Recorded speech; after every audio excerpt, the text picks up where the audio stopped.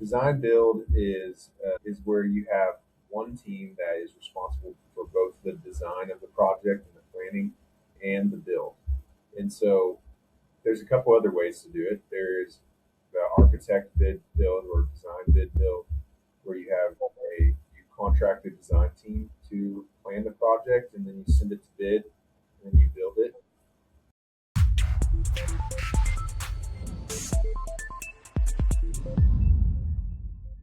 Welcome back to the Falls Homefront, where Wichita Falls leads in North Texas real estate, business, and life.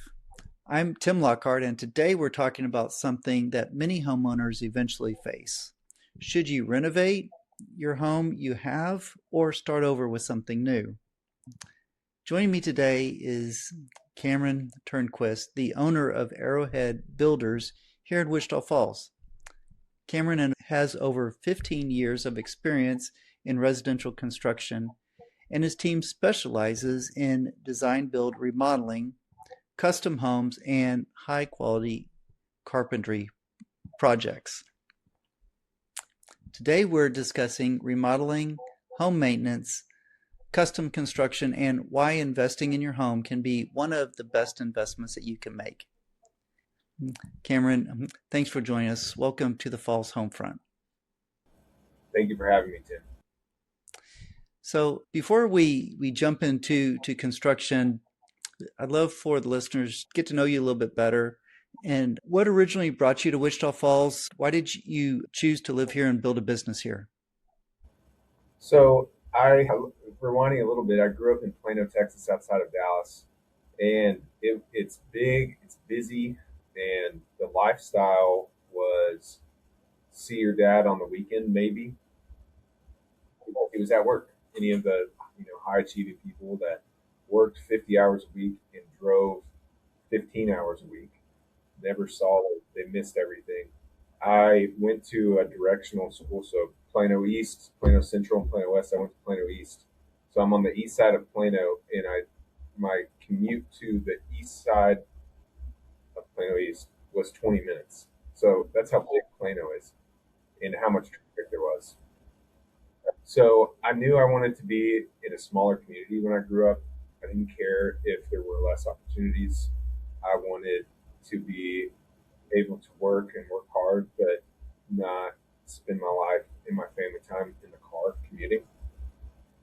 And I went to Texas Tech and I met a lot of people from Wichita Falls, weirdly, including my wife. And we, aligned with wanting to eventually move back to Wichita Falls. And it happened a little sooner than she would have wanted, admittedly. But I was excited to move into a small community and learn how to be in a small community. And that's how. Yeah, it's great. I grew up not too far from where you did in Arlington, Texas. And yeah, so sometimes when I go back there and get stuck in traffic, I call it the traffic appreciation trips because we can get anywhere here in the whole county in 20 minutes, and get anywhere in town in 15 minutes. And, Amazing. Well, I was just at a Rotary meeting, and the new CEO of the Boys and Girls Club was asked why she's lived all over not Wichita Falls. She lives in Wichita Falls now, but she lived in Washington D.C., Chicago, all over the world. And they asked her why here, what does she like about it? She said it's a dream that she can get anywhere in 10 minutes. She has 4 kids, and it's just the people who grew up here don't realize it's a huge upgrade in lifestyle to be able to get places quickly and easily. It's amazing. Yeah. And just like you said, time to spend with our families instead of stuck in traffic. Yeah. So yeah, it's really important for a quality of life. So what has it been like to build a business here in Wichita Falls? Well, I have only built a business in Wichita Falls, so I don't have anything to compare it to. But I have found that, well, one, Wichita Falls has been very good to me and my family. And I think in part that's due to, a small community you can't hide, for a lack of a better word. And so, I really care. I know I have some connection to almost all my clients. And if I don't, we end up making a connection. And I genuinely care about them, and I care about what they say about us, and I care about how we make them feel. And in the industry that I'm in, that word spreads. And so I found that while it's not, just all roses and puppies all the time, it's been very good. And I love my clients, and I love doing business here. I can't imagine doing it in a more complicated area, logistically, again with the traffic. So it's been. That's good. So, what inspired you to start your own company? I guess it's just always been in me to want to have my mark, and I take on the responsibility naturally, and just kind of recognizing that I'll take the risk and take the all the bad stuff with the good stuff, and I like being creative and being able to put my mark on things. So I knew I wanted to do something on my own. I thought I was going to be a fishing guide for a little bit, and or a professional fisherman, and you know, start to. I met Haley, and I started to be like, oh well, I think I might be getting like interested in being married, and what is fishing?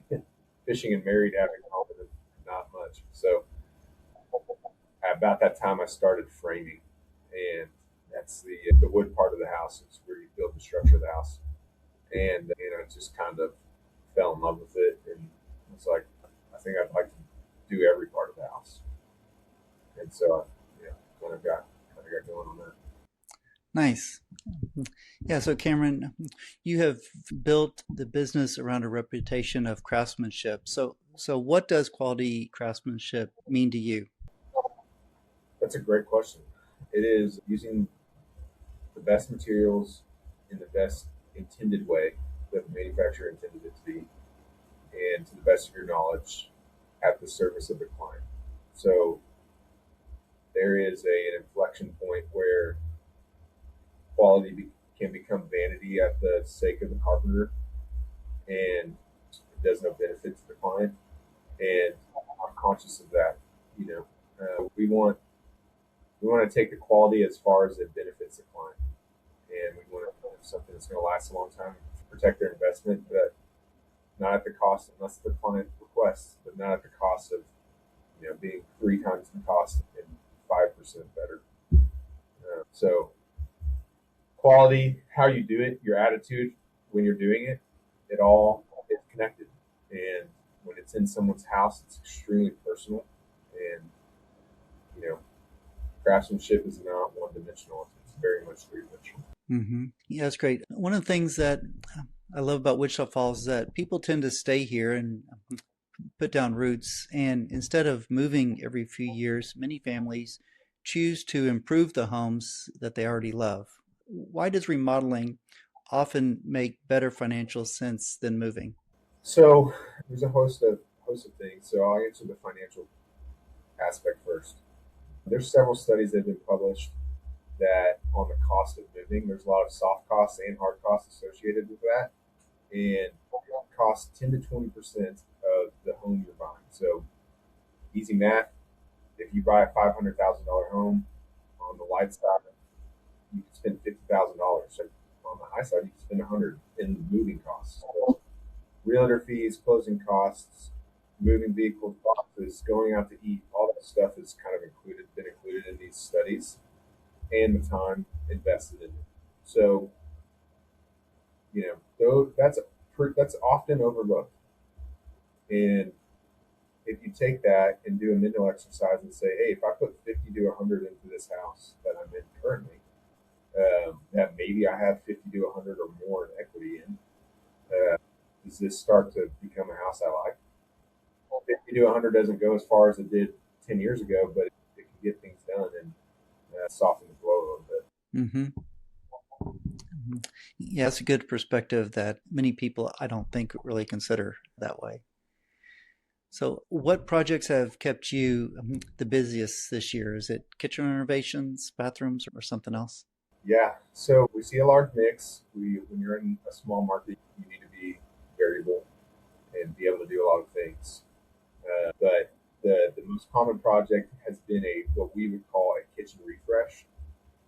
There's a number of factors I think why that's been a popular project, but this looks like it's like a hybrid project. So we're not going to do two. We're going to do maybe some light structural. We're going to try to keep the some of the cabinets or all of the cabinets and refresh them some way and solve issues within some constraints, and it's due to budget. And so, you know, how much remodeling costs have appreciated, and the kind of, the economy is weird right now. It's like the markets are going up, but people feel strained.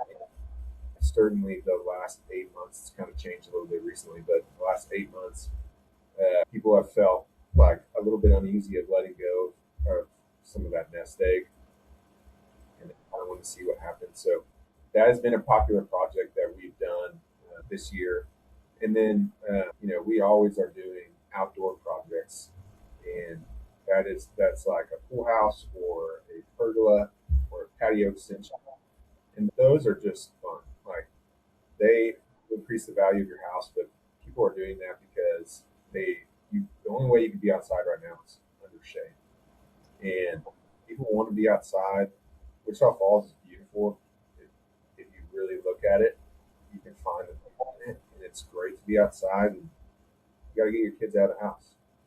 So it's been a great project for us too. Oh, that's good. Which projects do you see tend to provide the best benefit to the homeowners as far as increasing value to their home?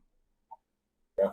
So actually, an article I read recently stated that kitchen refreshes, like kitchen remodels, were getting the biggest ROI initially, and that is all from a financial perspective. The other ones in that were exterior stuff, so like a new front door, garage doors, kind of little onesie twosies projects. But what we do, we're going to get our clients coming to us, and a large amount of their ROIs in terms of lifestyle. So they typically have roots, like you mentioned. They're staying in the home for their, probably 10 years plus in their mind at least. And you can kind of amortize so if you get a instant 40 or 60% back on your bathroom, and you amortize the remaining 40% over 10 or 20 years of enjoyment, it makes a lot of sense to do it from a lifestyle perspective. Was that your question, or did I just Yeah, frame? yeah, no, that's good. No, yeah, just people often ask, it's like, what can I do to my home that can give me the greatest return on the investment instead of just spending money on something that is just an expense, right? And so it kind of leads me to next question is there an area that you see homeowners overspending where they don't really need to, or they don't really see their return? Yeah. So anything very custom is going to be 100% on you. You're not going to get a return. So if you really want some crazy mural or beautiful mural, the next person is not going to pay for it, even if they like it. It's not going to increase the value of your home, but it may help it sell, and you may enjoy it. Those things, the more custom it gets, the less return that you're going to have financially. Yeah, that's true. People can overspend on like specific, high-end appliances or fixtures, something like that. Once a ceiling fan is installed, you don't really know was it $150 ceiling fan or a $350 ceiling fan. Once it's up on the ceiling. And so those are some of the things that I see. If people want something specific because they want it, that's one thing, right? And then they just got to calculate in that they're buying it because that's what they want versus it's going to sell the house. Yeah, that's the importance of working with a team too, because we're going to understand if you're planning like, hey, buy. I'm planning on living here for a while, and I want to buy this fan once. That's when we know like, hey, this fan is going to last you that long. But the $150 fan you're going to replace in 3 years. Where someone's like, well, this is a starter house. We want to update it because we like it, but we're going to sell in 3 to 5 years. So it's important that we watch our funds. That you're making different selections. And so you need whoever you're working with to understand they're different. You skin the cats differently, differently with that. So it's a great point. Yeah, that's true. And sometimes the more expensive one might be a better value over time if they are staying there longer, because then they don't have to replace it, like you said. Yeah. You know, so it's good. So you've talked about a design build model for your business. Could you explain what that means? Yes. So design build is where you have one team that is responsible for both the design of the project and the planning and the build. And so there's a couple other ways to do it. There's the architect bid build or design bid build, where you have you contract a design team to plan the project, and then you send it to bid, and then you build it. And less than half of those projects actually get built. And the highest cited reason for that is disconnect between the design and the budget. And the second reason is simple, just getting tired. And so redesign wears a team out, and it kills projects as well. So there is a place for architect bid build, and I'll explain that. But for design build, and specifically for what we do, it simplifies the process. It allows you to have one point of contact that, and it can align, if they are client focused, which we are, we're client centered design, client centered build. We are going to take your ideas at once, and we're going to make sure they flow through the design, the process, the budget, all of that. And you just simply can't get that with another way to do it. Where an architect bid build works well, it's like a larger project where there's a lot of stakeholders, and you need to silo responsibilities and enliven the clients and the other stakeholders.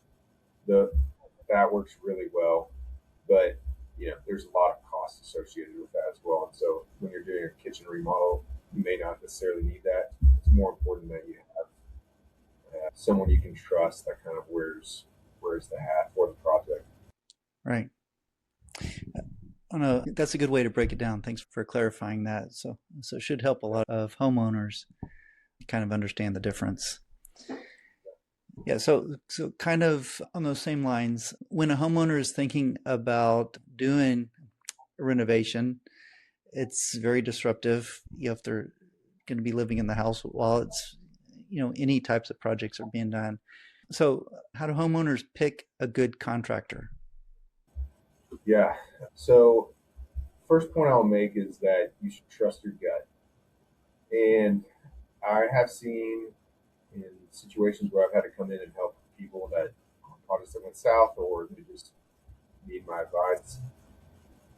If they had at some point told themselves it would be okay, or yes, but yes, he gives me a little, or he or she gives me a little bit of weird feelings, but he's X or available or cheaper or blah blah blah.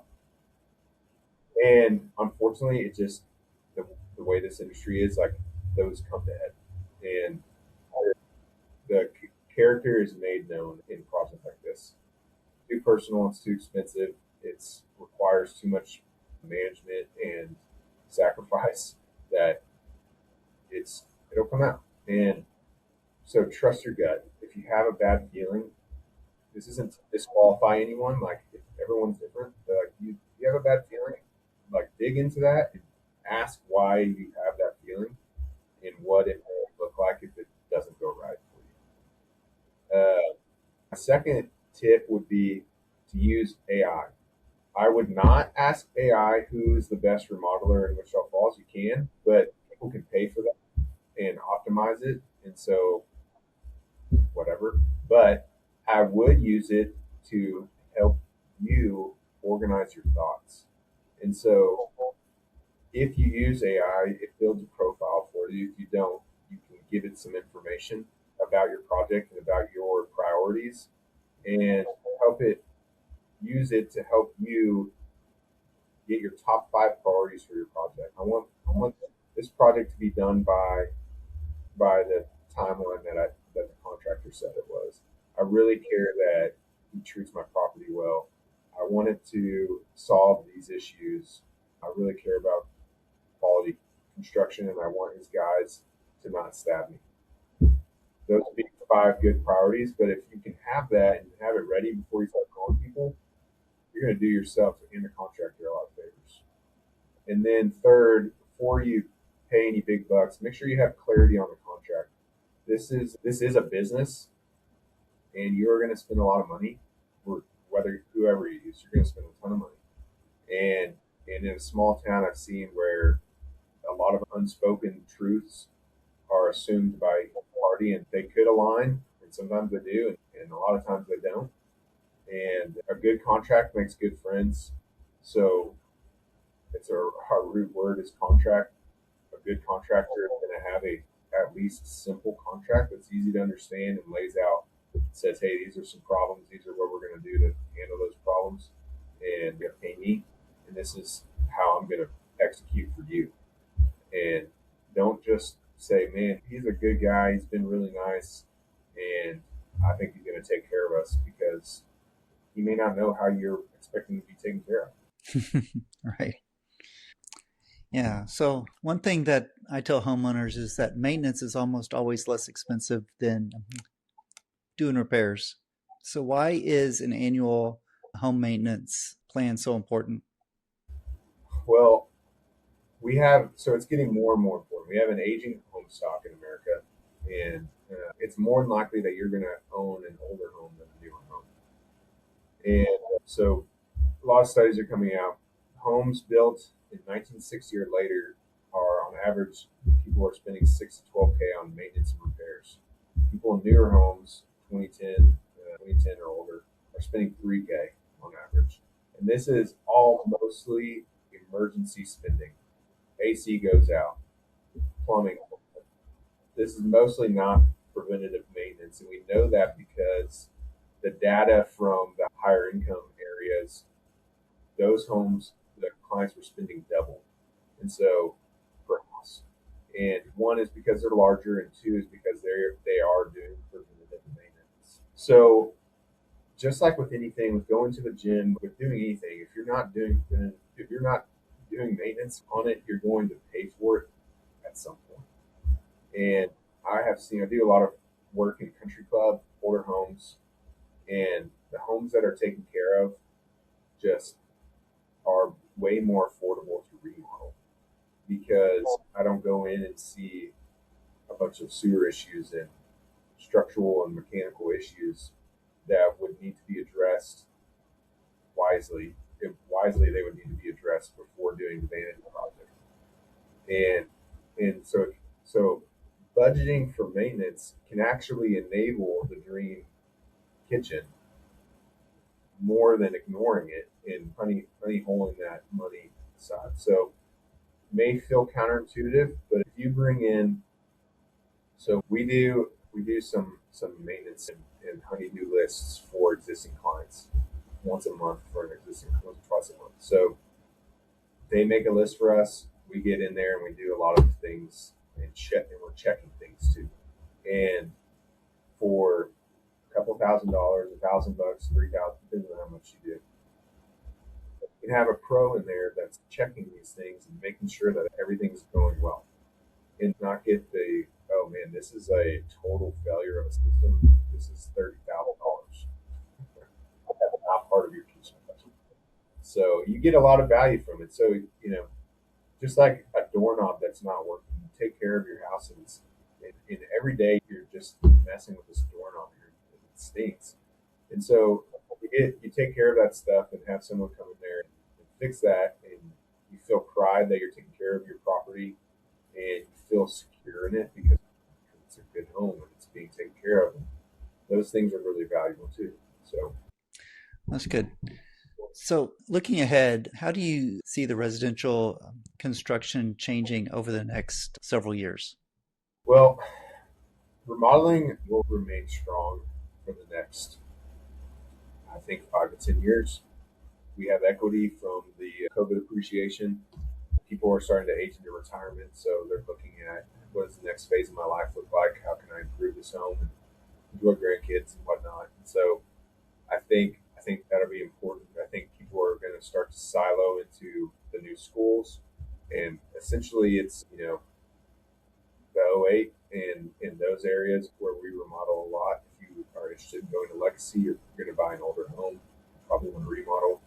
If you're interested in going to Memorial, there's a likelihood that you're going to buy your home. There's obviously remodel over there a lot too, but a lot of the new homes are being built there. So I think we'll continue to see that over the next 10 years, and I think there's probably going to be an inflection point when people have bought at the higher end of the market, and we'll see if wages and things increase for like my age group, and if affordability and appreciation on remodeling costs stabilizes, then they'll be able to remodel in 10 years. But if not, it might be out of reach, and we can see a slowdown.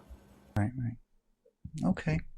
Well, Cameron, this has been a great conversation. I truly appreciate you coming on to share your expertise and also your passion for construction here and investing in the Wichita Falls. So, for anyone who is considering a remodel or even planning a custom home or wants to learn more about Arrowhead Builders, what's the best way for people to get in touch with you? If you can go to our Instagram at Arrowhead Builders, or our Facebook, or a website, which is linked, and you can click on Book Now, and that'll take you to a Calendly link, and it'll book a call with me on my calendar, and we can begin to step into the project. Okay, that's great. Thanks for sharing that with us. And for our listeners, here's today's takeaway. Your home is one of your largest investments, whether you're maintaining it, remodeling it, or building it from the ground up. Working with experienced professionals can make all the difference, not just in the finished product, but in the entire experience. So if you've found value in today's episode, please share it with a homeowner, investor, or someone who's dreaming about their next home project. Thanks for tuning in to the Falls Homefront, where we highlight the people, businesses, and opportunities that make Wichita Falls an outstanding place to live, work, and build a future.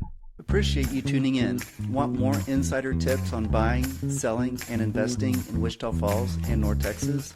Subscribe now and keep watching. Your next move starts here.